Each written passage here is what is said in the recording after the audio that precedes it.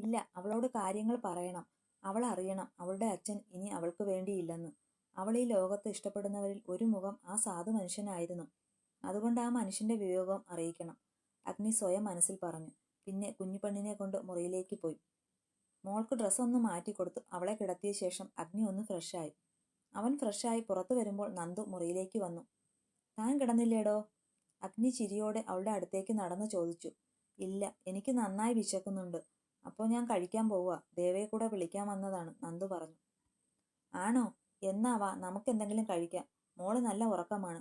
പിന്നെ അവൾക്ക് ഞാൻ അവിടെ വെച്ച് സ്നാക്സ് ജ്യൂസ് ഒക്കെ കൊടുത്തു. അഗ്നി അതും പറഞ്ഞ് നന്ദുവിനൊപ്പം കിച്ചണിലേക്ക് നടന്നു. ദേവാ, ഇരിക്ക്, നമുക്ക് നല്ല ചൂട് ദോശ ഉണ്ടാക്കാം, നന്ദു മാവെടുത്തു പറഞ്ഞു. എന്നാ എൻ്റെ വക ഒരു തട്ടിക്കൂട്ട് ചമ്മന്തി കൂടെ ആകാം, ദേവ അവളെ നോക്കി പറഞ്ഞു. ഓക്കെ, നന്ദു ചിരിയോടെ പറഞ്ഞു. ദോശ ഉണ്ടാക്കാനുള്ള പരിപാടി നോക്കി അഗ്നി സവാളയും തക്കാളിയും വെളുത്തുള്ളിയും മല്ലിയിലയും ഒക്കെ കൂടെ കഴുകി വൃത്തിയാക്കി കട്ട് ചെയ്ത് മിക്സിയുടെ ജാറിലേക്ക് ഇട്ടു. പിന്നെ മുളക് പൊടി, ഒരു നുള്ളു ജീരകം ഒക്കെ പറഞ്ഞു എടുത്തിടുന്നുണ്ട്. നന്ദു ചിരിയോടെ മൂളുന്നുണ്ട് അതിന്. നന്ദു 2 പേർക്കും വേണ്ട ദോശ ചുട്ടു. അപ്പോഴേക്കും അഗ്നി പേസ്റ്റ് പോലെ അരച്ച മിക്സ് ഇച്ചിരി വെള്ളം മാത്രം ചേർത്ത് കടുക് താളിച്ചെടുത്തു. 2 പേരും കിച്ചണിൽ ഒഴിക്കിയ ചെറിയ ടേബിളിന്റെ സൈഡിൽ നിന്ന് ഫുഡ് കഴിക്കാൻ തുടങ്ങി. ഞാനില്ലാത്ത സമയം എന്നെ മിസ് ചെയ്തോ നന്ദ? കഴിക്കുന്നതിനിടയിൽ അഗ്നി ചോദിച്ചു. ഒരുപാട്. ഒരു നിമിഷം പോലും ആലോചിക്കാതെ അവൾ ഉത്തരം പറഞ്ഞു. അഗ്നി അവളെ നോക്കി പുഞ്ചിരിച്ചു. പിന്നെ അഗ്നി അവിടുത്തെ വിശേഷങ്ങളൊക്കെ പറഞ്ഞു. നന്ദു വീട്ടിലെ കാര്യങ്ങളൊക്കെ പറഞ്ഞു. അങ്ങനെ 2 പേരും ഫുഡൊക്കെ കഴിച്ച് അടുക്കള ക്ലീൻ ആക്കാൻ അഗ്നിയും നന്ദുവിനെ സഹായിച്ചു. നന്ദുവിന് അവനെ കാണുമ്പോൾ ഓരോ നിമിഷവും അത്ഭുതമാണ്. 2 പേരും കിച്ചണിൽ നിന്ന് മുറിയിലേക്ക് പോകുമ്പോൾ അഗ്നി എന്തോ ആലോചിച്ചു വരുന്നത് കണ്ടു. നന്ദുവിന്റെ മുഖം ഒന്ന് ചുളിഞ്ഞു. ദേവാ, മുറിയുടെ മുന്നിലെത്തിയതും നന്ദു അഗ്നിയെ നോക്കി വിളിച്ചു. എന്താടോ? അവളെ നോക്കി ചോദിച്ചു. എന്നോട് എന്തെങ്കിലും പറയാനുണ്ടോ? ഞാനിവിടെ എത്തിയപ്പോൾ മുതൽ ശ്രദ്ധിക്കുക. എന്നോട് ചിരിച്ചു സംസാരിക്കുന്നുണ്ട് എങ്കിലും എന്തോ ഉള്ളിൽ ഒളിപ്പിക്കുന്ന പോലെ തോന്നുന്നു, നന്ദു ചോദിച്ചു. എനിക്കൊരു കാര്യം പറയാനുണ്ട്. അത് അറിഞ്ഞു കഴിഞ്ഞുള്ള നിന്റെ റിയാക്ഷൻ എങ്ങനെയെന്നത് എനിക്ക് ചെറിയ പേടിയുണ്ട്, അഗ്നി പറഞ്ഞു. എന്തായാലും ഞാൻ അറിയേണ്ട കാര്യമാണെങ്കിൽ എപ്പോഴായാലും അറിയും. അത് ഇപ്പോൾ തന്നെ പറഞ്ഞാ എന്താ പ്രശ്നം? പറഞ്ഞോ. എന്തു തന്നെയായാലും ഞാനത് ക്ഷമയോടെ കേട്ടോളാം, നന്ദു ചിരിയോടെ പറഞ്ഞു. നിന്നെ വല്ലാതെ വേദനിപ്പിക്കുന്ന ഒരു വാർത്തയാണിത്, ദേവ പറഞ്ഞു. ചുമ്മാ സസ്പെൻസ് ഇടാതെ പറയ് ദേവ. താനത് പറയാതെ നന്ദു തന്നെ വിടില്ലെന്ന് അഗ്നിക്ക് ഉറപ്പായി. അവൻ നന്ദുവിന്റെ മുറിയിലേക്ക് കയറി. പിന്നാലെ നന്ദുവും. നന്ദയ്ക്ക് ഈ ലോകത്ത് ഏറ്റവും ഇഷ്ടം ആരെയാ? അഗ്നി വെറുതെ ചിരിയോടെ ചോദിച്ചു. അച്ഛൻ, നന്ദു ചിരിച്ചുകൊണ്ട് പറഞ്ഞു. അതെന്താ, എന്നെയും മോളെയും ഇഷ്ടമല്ലേ? അഗ്നി ചോദിച്ചു. നിങ്ങളെ എനിക്ക് ഇഷ്ടമാണ്. പക്ഷേ ആരെക്കാളും മുകളിൽ എനിക്കിഷ്ടം എൻ്റെ അച്ഛനെയാണ്. പണ്ടൊക്കെ എന്നെ പൊതിഞ്ഞു പിടിച്ചു കൊണ്ട് നടന്നത് എൻ്റെ അച്ഛനാണ്. പക്ഷേ അച്ഛൻ്റെ ആരോഗ്യം മോശമായപ്പോൾ അച്ഛന് എന്നെ ചേർത്ത് പിടിക്കാനായില്ല. പക്ഷേ അതിലെനിക്ക് പരാതിയില്ല. അച്ഛനാണ് എൻ്റെ റോൾ മോഡൽ. അതുകൊണ്ട് തന്നെ അച്ഛൻ എന്നെ സ്വന്തം കാലിൽ നിൽക്കാൻ പഠിപ്പിച്ചു. അതും എൻ്റെ ആഗ്രഹത്തിനനുസരിച്ചു. പക്ഷേ ആ പഠനം കൊണ്ട് ഒന്നും നേടാൻ എനിക്കായില്ല. ഞാൻ എൻ്റെ അച്ഛനെ ഇനി സംരക്ഷിക്കും. എനിക്കിപ്പോൾ ഒരു ജോലി ഉണ്ടല്ലോ. പതിയെ പതിയെ ഞാൻ ആഗ്രഹിച്ചതൊക്കെ നേടും. എന്നിട്ട് എൻ്റെ അച്ഛനെ എൻ്റെ ഒപ്പം നിർത്തും, അച്ഛൻ വന്നാൽ. നന്ദു ചിരിയോടെ ഓരോന്ന് പറയുന്നത് കേട്ട് അഗ്നിക്ക് ഉള്ളിൽ പേടി തോന്നി. ദേവാ, നന്ദു അഗ്നിയുടെ കയ്യിൽ പിടിച്ച് കുലുക്കി വിളിച്ചു. ഇതെന്താ, എന്നെ നോക്കി നിന്ന് സ്വപ്നം കാണുന്നോ? അവൾ ചിരിയോടെ ചോദിച്ചു. നന്ദ, ഇത് നിന്നോട് എങ്ങനെ പറയണമെന്ന് അറിയില്ല. നീ പറഞ്ഞ പോലെ നീ എപ്പോഴായാലും ഇതൊക്കെ അറിയും. അവന്റെ ശബ്ദത്തിലെ മാറ്റം, അവന്റെ മുഖത്തിലെ ഭാവമാറ്റം എല്ലാം അവളുടെ ഉള്ളിൽ പേടി നിറച്ചു. അഗ്നി അവളുടെ കയ്യിൽ മുറുകെ പിടിച്ചു. നന്ദ, നമുക്കുണ്ടെന്ന് പറയുന്നത് ഒക്കെ നാളെ നമ്മളെ വിട്ടുപോകും. എന്തിനും ഒരു അവസാനം ഉണ്ടല്ലോ. നന്ദയുടെ അച്ഛനായിരുന്നു ഞാൻ നിനക്ക് വേണ്ടി കരുതിയ സർപ്രൈസ്. പക്ഷേ വിധിയാണോ ദൈവമാണോ അറിയില്ല, ചതിച്ചു. ചില നേരത്തെ വാവിട്ട വാക്കുകൾ മനുഷ്യന്റെ ജീവനെടുക്കാൻ പാകത്തിനുള്ളതാണെന്ന് നീ തന്നെ എന്നോട് പറഞ്ഞിട്ടില്ലേ? അതുപോലെ നിന്റെ അമ്മയുടെ ഏതോ ഒരു വാവിട്ട വാക്ക് നിന്റെ അച്ഛന്റെ ജീവനെടുത്തു. ചെടിക്കടിക്കാൻ എന്തോ വെച്ചിരുന്ന മരുന്നെടുത്ത് കുടിച്ചതായിരുന്നു. നിന്റെ അമ്മ വീട്ടിലില്ലാത്ത സമയം നോക്കി. അഗ്നി പറഞ്ഞു നിർത്തി നന്ദുവിനെ ഒന്ന് നോക്കി. എന്റെ എന്റെ അച്ഛൻ, അത്രമാത്രം നന്ദ പറഞ്ഞു. പിന്നെ കേട്ടത് അവളുടെ നിലവിളിയായിരുന്നു. നന്ദ, എന്റെ അച്ഛൻ, എനിക്ക് കാണണം എന്റെ അച്ഛനെ ഒരു പ്രാവശ്യം കൂടെ. എന്നെ കൊണ്ട് പോവോ? കാല് പിടിക്കാൻ ഞാൻ. എന്നെ ഒന്ന് കൊണ്ടുപോവോ? എന്റെ അച്ഛൻ, എനിക്കിനി ആരാ ഉള്ളത്? അച്ഛൻ. നന്ദു അഗ്നിയുടെ കാലിൽ ചുറ്റിപ്പിടിച്ച് കരയാൻ തുടങ്ങി. നന്ദ, അച്ഛന്റെ സംസ്കാരമൊക്കെ കഴിഞ്ഞു. ഞാൻ ഇവിടെ നിന്ന് പോയ ദിവസമായിരുന്നു അച്ഛൻ മരിച്ചത്. അഗ്നി അവളെ പിടിച്ച് എണീപ്പിച്ച് ബെഡിലേക്ക് ഇരുത്തി പറഞ്ഞു. നന്ദു പക്ഷെ താഴേക്ക് ഇറങ്ങി നിലത്ത് ചുരുണ്ടുകൂടിയിരുന്നു. അച്ഛൻ അച്ഛൻ പോയി. നന്ദു പദം പറഞ്ഞു കരയാൻ തുടങ്ങി. നന്ദ, അഗ്നി അവളെ തൊടാൻ പോയപ്പോൾ അവന്റെ കൈ തട്ടിമാറ്റി പേടിയോടെ പുറകിലേക്ക് നീങ്ങിയിരുന്നു. അച്ഛൻ അച്ഛൻ എന്ന് പറയാൻ തുടങ്ങി. അഗ്നിക്ക് വല്ലാത്ത പേടി തോന്നി. അവൻ ഒരിക്കൽ കൂടി അവൾക്ക് നേരെ കൈനീട്ടി. അച്ഛാ അച്ഛാ, അവൾ പേടിച്ചു പേടിച്ചു കരയുന്നുണ്ട്. അഗ്നി അവളെ ഒന്ന് നോക്കിയിട്ട് ഫോൺ എടുത്ത് പുറത്തേക്ക് ഇറങ്ങി. ദിവസങ്ങൾ മാറ്റമില്ലാതെ കടന്നുപോയി. രാവിലെ ആലു എണീറ്റ് അടുക്കളയിൽ പോയി യശോദയെ സഹായിച്ചു കുളിച്ചു റെഡിയായി കോളേജിൽ പോകാൻ ഇരിപ്പുണ്ട്. വിഷ്ണു പാടത്തു നിന്ന് കയറി വന്നു. അപ്പോഴേക്കും, നീ എന്താ കോളേജിൽ പോണില്ലേ? വിഷ്ണു കുളിക്കാൻ കയറും മുന്നേ അവളോട് ചോദിച്ചു. പോണം വിഷ്ണുവേട്ടാ, എന്നെ ഒന്ന് കോളേജിലാക്കി തരുമോ? പതിവില്ലാതെയുള്ള അവളുടെ ചോദ്യം കേട്ട് വിഷ്ണു ഒന്ന് നോക്കി. ഞാനൊന്ന് കുളിച്ചിട്ട് പെട്ടെന്ന് വരാം. അവൻ അത്രയും പറഞ്ഞ് കുളിക്കാൻ കയറി. അവൻ കുളിച്ചിട്ട് വരുമ്പോൾ അവനിടാനുള്ള ഡ്രസ്സൊക്കെ ആലു എടുത്തു വെച്ചു അവനെ കാത്തിരിപ്പുണ്ട്. കല്യാണം കഴിഞ്ഞ് ഇപ്പോൾ 3 മാസമായി. അവളുടെ പെട്ടെന്നുള്ള ഈ ശാന്ത സ്വഭാവം എന്തോ കാര്യം സാധിക്കാനാണെന്ന് വിഷ്ണുവിന് മനസ്സിലായി. എങ്കിലും അത് അവളോട് ചോദിക്കാതെ അവനും മിണ്ടാതെ റെഡിയായി ഇറങ്ങി. വിഷ്ണു ബൈക്ക് എടുക്കാനാണ് ആദ്യം തീരുമാനിച്ചത്. പിന്നെ അത് കാറിലേക്ക് മാറ്റി. പതിവില്ലാത്ത അവളുടെ പുതിയ പ്രവൃത്തികളൊക്കെ കണ്ടു വീട്ടിൽ അച്ഛനും അമ്മയും ഞെട്ടി നിൽപ്പുണ്ട്. പോരാത്തതിന് ഇന്ന് അവനൊപ്പം ശാന്തമായി പോകുന്ന ആലുവിനെ കണ്ട് അവരുടെ ഉള്ളിലൊക്കെ സംശയങ്ങൾ കൂമ്പാരം പോലെ നിറഞ്ഞു. വിഷ്ണുവേട്ടാ, ഡ്രൈവ് ചെയ്യുന്നതിനിടയിൽ ആലു വിളിച്ചു. അവനൊന്ന് അമർത്തി മോളി. എന്നോടെന്തിനാ ഇത്രയും ദേഷ്യവും അകൽച്ച? ഞാൻ എന്തെങ്കിലും തെറ്റ് ചെയ്തോ? കല്യാണം കഴിഞ്ഞ് വന്ന അന്ന് എന്നെ തലോടുന്നതിന് പകരം വിഷ്ണുവേട്ടൻ തല്ലിക്കൊണ്ടാണ് ജീവിതത്തിലേക്ക് ക്ഷണിച്ചത്. എന്താ അതിന് കാരണം? അളകനന്ദയുമായുള്ള എന്റെ പ്രശ്നമാണോ കാരണം? ആലു ചോദിച്ചു. അവളുടെ ചോദ്യം കേട്ടപ്പോൾ വിഷ്ണു അവളെ ഒന്ന് നോക്കി. പിന്നെ വണ്ടി സൈഡിൽ ഒതുക്കി. ഒന്ന്, എനിക്ക് നിന്നോട് ദേഷ്യമല്ല, സഹതാപം മാത്രമാണ്. 2, നീ എന്തെങ്കിലും തെറ്റ് ചെയ്തോ? അത് നീ എന്നോട് ചോദിക്കേണ്ട ചോദ്യമല്ല, സ്വയം മനസ്സിലാക്കേണ്ടതാണ്. ഞാൻ എന്തിനാണ് നിന്നോട് അകൽച്ച കാണിക്കുന്നത് എന്ന് പോലും നിനക്കറിയില്ല. പറയാം. വിവാഹത്തിന് മുന്നേ നിന്നോട് ഞാൻ ഒരു കാര്യം പറഞ്ഞു, ഓർക്കുന്നുണ്ടോ നീ? ആലു സംശയത്തോടെ അവനെ നോക്കി. നിനക്ക് ഓർമ്മയില്ലെന്ന് നിന്റെ മുഖത്ത് നിന്ന് എനിക്ക് മനസ്സിലാകുന്നുണ്ട്. ഞാൻ പറഞ്ഞു, പാർവണ ആദിദേവ് എന്ന പാറുമോള് എന്റെ ജീവനാണ്. അതുപോലെ തന്നെയാണ് എനിക്ക് കൃഷിയും. ഇത് രണ്ടും ഞാൻ നിന്നോട് പറഞ്ഞതാണ്. പക്ഷേ നീ വന്ന ദിവസം തന്നെ പാറുമോളോടുള്ള നിന്റെ മനോഭാവം നീ കാണിച്ചു. പിന്നെ നിന്നെ തല്ലിയത്, അത് നിന്റെ നാവ് നിന്നെ ചതിച്ചതാണ്. പിന്നെ നന്ദു, അവളോട് നീ കാണിക്കുന്നത് മനസ്സിൽ വെച്ച് നിന്നോട് അങ്ങനെ കാണിക്കാനും മാത്രം തരം താണു പോയിട്ടില്ല ഞാൻ, വിഷ്ണു പറഞ്ഞു. ആലു അവനെ നോക്കി.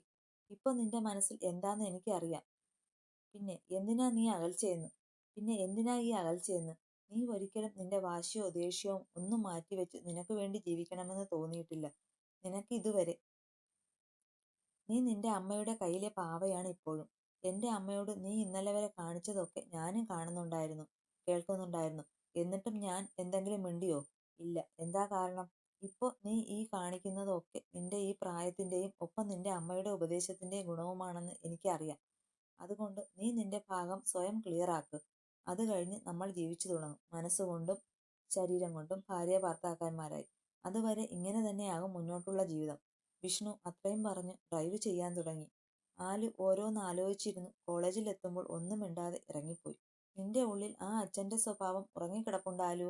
പക്ഷെ അത് പുറത്തു വന്നു നീ നല്ലൊരു ഭാര്യയും മകളുമാകണമെങ്കിൽ നിന്റെ അമ്മയിൽ നിന്ന് നീ അകന്നേ പറ്റൂ. അമ്മയുടെ വിരൽത്തുമ്പിലെ പാവയാണ് ഇപ്പോൾ നീ. എല്ലാം മാറ്റി ഞാൻ എന്റെ മാത്രം ആലുവാക്കും നിന്നെ. ഇനി അധിക ദിവസം കാത്തിരിക്കേണ്ടി വരില്ല അതിനായി. അവൾ പോയ വഴിയെ നോക്കി വിഷ്ണു മനസ്സിൽ പറഞ്ഞു. അല്ലു ജയിലിൽപ്പെട്ട അവസ്ഥയിലാണ്. വാർഡൻ ശ്രീജയുടെ ഫ്രണ്ടാണെന്ന് തെളിയിച്ചു അല്ലുവിന് മുന്നിൽ കാരണം. വാർഡൻ തടവ് പുള്ളികളുടെ മുന്നിൽ വെച്ച് നന്ദുവിനോട് അല്ലുവും വീട്ടുകാരും ചെയ്തതും സ്വരയെ വിവാഹം കഴിച്ചതും അവൾ പ്രഗ്നന്റ് ആണെന്നും അങ്ങനെ അല്ലുവിന്റെ മുഴുവൻ കഥയും പറഞ്ഞു. സ്വര അവളുടെ ഫ്ലാറ്റ് വിട്ട് കോടതിയിൽ കാശ് കെട്ടിവെച്ചു. പക്ഷേ പറഞ്ഞ ദിവസത്തിൽ നിന്ന് ഒരാഴ്ച കഴിഞ്ഞു കെട്ടിവെച്ചതുകൊണ്ട് അല്ലുവിന് 6 മാസം തടവ് ശിക്ഷ കിട്ടി. രാമചന്ദ്രൻ തന്റെ പേരിൽ വാങ്ങിയ വീടും വസ്തുവും ഇപ്പോൾ സ്വരയുടെ പേരിലാണ്. പിന്നെ അന്നത്തെ കള്ളൻ ആരാണെന്ന് ഇതുവരെ തെളിഞ്ഞിട്ടില്ല. അല്ല, തെളിയിക്കാൻ ശ്രീജ ശ്രമിച്ചിട്ടില്ല. കാരണം ഒറ്റനോട്ടത്തിൽ തന്നെ ആ പണം വീട്ടിലുള്ള ഒരാളുടെ അറിവോടെ പോയതാണെന്ന് മനസ്സിലായി. പിന്നെ അതിന്റെ പിന്നാലെ പോയി സമയം കളയാൻ അവർ മുതിർന്നില്ല. രാമചന്ദ്രന്റെ റിട്ടയർമെന്റ് കഴിഞ്ഞ് കിട്ടിയ കാശ് 1 രൂപ പോലും കയ്യിലെടുക്കാതെ അദ്ദേഹം മറ്റൊരു ആഗ്രഹം സാധിക്കാൻ ഉണ്ടെന്ന് പറഞ്ഞ് അക്കൗണ്ടിൽ സൂക്ഷിക്കുന്നുണ്ട്. കണ്ണൻ മാധു. മാധു ഇപ്പോൾ പ്രഗ്നന്റ് ആണ്. 1 മാസം ആകുന്നേയുള്ളൂ. കണ്ണനും കുടുംബവും മാധുവിനെ താഴെയും തലയിലും വെക്കാതെ കൊണ്ടു നടക്കുന്ന ഒരവസ്ഥ ഉണ്ടല്ലോ, അതാണ് ഇപ്പോൾ. മാധു ഇപ്പോൾ ലീവാണ്. ഇതൊക്കെയാണ് ഇപ്പോൾ ഇവിടെ ഉണ്ടായ മാറ്റങ്ങൾ. വസുവിന്റെ കാര്യമാണെങ്കിൽ പറയേ വേണ്ട. എനിക്കൊരു ജ്യൂസ് വേണം, സ്വര ഫോണിലേക്ക് നോക്കിക്കൊണ്ട് ഹാളിൽ ഇരുന്ന് വിളിച്ചു പറഞ്ഞു. ആ പഴയ വീട് സ്വര കുറച്ച് പുതുക്കി പണിതു. അത്യാവശ്യം വേണ്ട സൗകര്യങ്ങളും സാധനങ്ങളും അവിടെ എത്തിച്ചു. വസു ദേഷ്യത്തിൽ അടുക്കളയിൽ നിന്ന് പുറത്തേക്ക് വന്നു. ഡി, നിന്റെ വേലക്കാരിയല്ല ഞാൻ, നിനക്ക് വേണ്ടപ്പോൾ എല്ലാം ഇരിക്കുന്നിടത്ത് എത്തിക്കാൻ. സ്വര ഫോൺ ടേബിൾ വെച്ച് എണീറ്റു. അവൾ കുറച്ച് തടി വെച്ചു. വയറും വീർത്തു തുടങ്ങിയിട്ടുണ്ട് കുറച്ച്. പിന്നെ നിങ്ങൾ ഇവിടെ ആരാ?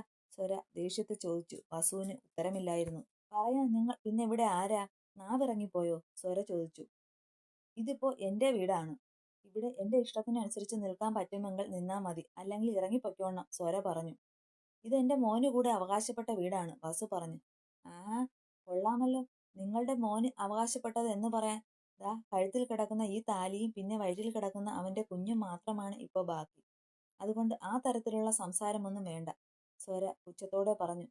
ഡി, വസു സ്വരയ്ക്ക് നേരെ വിരൽ ചൂണ്ടി. ദേ, ഇവിടെ കഴിയുവാണെങ്കിൽ ഞാൻ പറയുന്നത് കേട്ട് പട്ടിയെ പോലെ ഇവിടെ കഴിയാം. അല്ല ആ തടിച്ചോട് കാണിച്ച പോലെ പോരിനാണെങ്കിൽ ചൂലെടുത്ത് അടിച്ചിറക്കും ഞാൻ. നിന്ന് പ്രസംഗിക്കാതെ പോയി ജ്യൂസ് എടുത്തോണ്ട് വാ തള്ളേ. സ്വര അത്രയും പറഞ്ഞ് വസുവിനെ പിടിച്ച് അടുക്കളയിലേക്ക് തള്ളി. വസു പകയിരുന്ന കണ്ണോടെ സ്വരയെ നോക്കിയിട്ട് അടുക്കളയിലേക്ക് പോയി. രജിസ്റ്ററിൽ ഒപ്പുവെച്ച് കഴിഞ്ഞ സ്ഥിതിക്ക് ഇനി താലി കെട്ടിക്കോളൂ. അയാൾ പറഞ്ഞത് കേട്ട് അവൻ ചിരിയോടെ മഞ്ഞച്ചരലിൽ കോർത്ത ആലിലത്താലി അവളുടെ കഴുത്തിൽ ചാർത്തി. അവളുടെ മുഖത്ത് അധികം സന്തോഷമില്ല, പക്ഷേ അവന്റെ മുഖത്ത് നിറഞ്ഞ സന്തോഷമാണ്. അവൻ താലി ചാർത്തി പരസ്പരം താമരമൊട്ടുകൾ കൊണ്ടുള്ള ഹാരമണിഞ്ഞു കൂട്ടുകാർക്കൊപ്പം നിന്ന് പുഞ്ചിരിയോടെ ഒരുപാട് ഫോട്ടോസും സെൽഫികളും എടുത്ത് അവിടെ നിന്നും ഇറങ്ങി. 18 വയസ്സ് തികയാൻ കാത്തു നിന്നത് പോലെയല്ലേ ഓരോന്ന് വന്ന് കെട്ടി ഇറങ്ങി പോകുന്നത്. ഇതിന്റെയൊക്കെ വീട്ടിൽ ഇനി എന്തൊക്കെയാണോ എന്തോ. മനു കൈപിടിച്ച് ഇറങ്ങിപ്പോകുന്ന വേണിയെ നോക്കി രജിസ്ട്രാർ ഓഫീസർ പറഞ്ഞു. കൂടെ ഉണ്ടായിരുന്ന സഹപ്രവർത്തകർ അത് കണ്ട് ചിരിച്ചു. വേണി 2 വർഷമായി മനോജ് എന്ന പയ്യനുമായി പ്രണയത്തിലായിരുന്നു. ബസ്സിലെ കിളിയായിരുന്നു ആള്. ആദ്യം അവന്റെ സൗന്ദര്യത്തിൽ മയങ്ങിയ വേണിക്ക് ആരാധനയായിരുന്നു, പിന്നെ പ്രണയമായി മാറി. ഇപ്പോൾ 18 തികഞ്ഞ പിറ്റേന്ന് തന്നെ വിവാഹവും.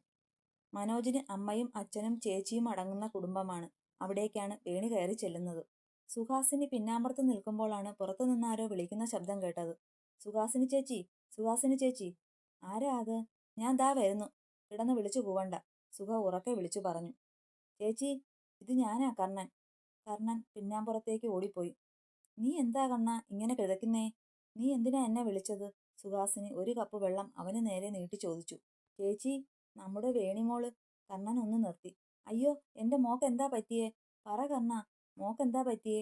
സുഹാസിനി പെട്ടെന്ന് പേടിയോടെയും വെപ്രാളത്തോടെയും തിരക്കി. ചേച്ചി, വേണിമോളുടെ കല്യാണം കഴിഞ്ഞു കുറച്ചു മുന്നേ. ടൗണിലെ രജിസ്ട്രാർ ഓഫീസിന്റെ മുന്നിൽ വെച്ച് ഞാൻ കണ്ടതാണ് രണ്ടുപേരെയും, കർണൻ പറഞ്ഞു. ഏയ്, നിനക്ക് ആള് മാറിയതാകും. എന്റെ മോൾ അങ്ങനെ ഒന്നും ചെയ്യില്ല, സുഖ പറഞ്ഞു. ചേച്ചി, ഞാൻ വേണിയെയും നന്ദുമോളെയും ഇന്നും ഇന്നലെയും കാണാൻ തുടങ്ങിയതല്ല. എനിക്ക് അവരുടെ നിഴൽ കണ്ടാൽ അറിയാം. ചെക്കൻ മോള് സ്ഥിരം പോകുന്ന ബസ്സിലെ കിളിയാണ്. ചെക്കന്റെ വീടും വീട്ടുകാരും ഒക്കെ കൊള്ളാം, നല്ല ആൾക്കാരാണ്, കർണൻ പറഞ്ഞു. സുഖ തലയിൽ കൈതാങ്ങി പടിയിലേക്കിരുന്നു. ഭഗവാനെ, നീ എന്നെ ചതിച്ചല്ലോ. സുഹാസിനി കരഞ്ഞു പരാതി പറയാൻ തുടങ്ങി. പെട്ടെന്ന് മുറ്റത്ത് ഏതോ വണ്ടിയുടെ ശബ്ദം കേട്ട് സുഖ കലിതുള്ളി അങ്ങോട്ട് പോയി. പിന്നാലെ കർണനും ഓടിപ്പോയി. സാരിയും ആഭരണങ്ങളുമൊക്കെ അണിഞ്ഞു വേണി. നെറ്റിയിൽ സിന്ദൂരമുണ്ട്. അടുത്ത് സുന്ദരനായ ഒരു ചെറുപ്പക്കാരനുമുണ്ട്. അമ്മ, എന്റെ കല്യാണം കഴിഞ്ഞു ഇന്ന് രാവിലെ. അമ്മ എന്നെ അനുഗ്രഹിക്കണം, വേണി പേടിയോടെ പറഞ്ഞു. ഇല്ലടി, നീ ഒരു കാലത്ത് നീ ഗുണം പിടിക്കില്ല. നിനക്ക് വേണ്ടി അല്ലേടി ഞാൻ ജീവിച്ചത്. ഒരു വാക്ക് എന്നോട് പറഞ്ഞിരുന്നെങ്കിൽ ഞാൻ നടത്തി തരില്ലായിരുന്നോ നിന്റെ വിവാഹം? എന്റെ കണ്ണിൽ മണ്ണ് വാരിയിട്ടല്ലേടി നീ ഈ പണി കാണിച്ചത്? സുഖ കരഞ്ഞുകൊണ്ട് അലറുകയായിരുന്നു. ചേച്ചി, കഴിഞ്ഞതൊക്കെ കഴിഞ്ഞു. ചുമ്മാ ബഹളം വെച്ച് നാട്ടുകാരെ കൂടെ അറിയിക്കാതെ, കർണൻ സുഹയോട് പറഞ്ഞു. മാറി നിൽക്കടാ. ഈ നാട്ടുകാർക്ക് മുഴുവൻ അറിയാം ഞാൻ എങ്ങനെയാണ് ഇവളെ നോക്കിയതെന്ന്. ഇവൾക്ക് വേണ്ടിയല്ലേ ഞാൻ ജീവിച്ചത്. ഇവളുടെ ഇഷ്ടങ്ങളല്ലേ ഇവിടെ ഇതുവരെ നടന്നത്. ഇവൾക്ക് വേണ്ടിയല്ലേ ഞാൻ എൻ്റെ മൂത്ത മോളെ പോലും എന്നിൽ നിന്ന് അകറ്റിയത്. എന്നിട്ട് ഇവളോ? സുഹയുടെ അലറിക്കരച്ചിലും ബഹളവും കേട്ട് അടുത്ത വീട്ടിൽ നിന്ന് ആളുകൾ പുറത്ത് ഇറങ്ങി നോക്കാൻ തുടങ്ങി. എൻ്റെ സ്വപ്നങ്ങൾ, എൻ്റെ ആഗ്രഹങ്ങൾ എല്ലാം നീ തകർത്തു. 10-18 വർഷം നോക്കി വളർത്തിയ അച്ഛനും അമ്മയ്ക്കും ഓരോ മക്കളിലും ഓരോ ആഗ്രഹമുണ്ട്. അത് നാളെ നീ ഒരമ്മയാകുമ്പോൾ നിനക്ക് മനസ്സിലാകും. ഇനി ഈ പടി ചവിട്ടരുത്. എനിക്ക് ഇങ്ങനെ ഒരു മോളില്ല. ഞാൻ ചത്തൂന്ന് അറിഞ്ഞാൽ പോലും ഇങ്ങോട്ട് വരരുത്. ഇറങ്ങിപ്പോടി, ഇറങ്ങിപ്പോടി എൻ്റെ മുറ്റത്ത് നിന്ന്, വേണിയെ പിടിച്ച് പിറകിലേക്ക് തള്ളിക്കൊണ്ട് സുഖ പറഞ്ഞു. മനു വേണിയെ ചേർത്ത് പിടിച്ച് അവിടെ നിന്നും ഇറങ്ങി. വേണി കരഞ്ഞു കലങ്ങിയ കണ്ണോടെ അമ്മയെ തിരിഞ്ഞു തിരിഞ്ഞു നോക്കി. കർണൻ പിന്നെ ഒന്നും മിണ്ടാതെ ഇറങ്ങിപ്പോയി. സുഖ വാതിലിലിരുന്നു. അവരുടെ കാതിൽ ഒരിക്കൽ മാധവൻ പറഞ്ഞ വാചകങ്ങൾ മുഴങ്ങിക്കേട്ടു. നീ ഒരു മോളെ ആട്ടിപ്പായിച്ചു. ചേർത്തു പിടിക്കുന്ന ഈ മോള് കാരണം നിന്റെ തല കുനിയും. നിന്റെ ആഗ്രഹങ്ങളെല്ലാം തകരും. അന്ന് നീ ഈ ആട്ടിപ്പായിക്കുന്ന മോളുടെ സ്വഭാവത്തെ ഓർത്ത് അഭിമാനിക്കും. പക്ഷേ അന്ന് ഇതൊന്നും കാണാൻ ഞാനും മോളും ചിലപ്പോൾ ഇവിടെ ഉണ്ടായെന്ന് വരില്ല. മാധവൻ അന്ന് പറഞ്ഞ കാര്യങ്ങൾ സത്യമായിരിക്കുന്നു. തൻ്റെ സ്വപ്നങ്ങളൊക്കെ തകർത്തു നാട്ടുകാരുടെ മുന്നിൽ തന്നെ നാണം കെടുത്തി അവൾ പോയി. താൻ തന്നെക്കാൾ ഏറെ സ്നേഹിച്ച തൻ്റെ മോള്. സുഖയുടെ കണ്ണുകൾ നിറഞ്ഞു നിറഞ്ഞു വന്നു. എത്ര നേരം സുഖ ആ ഇരിപ്പ് തുടർന്നൂന്നറിയില്ല.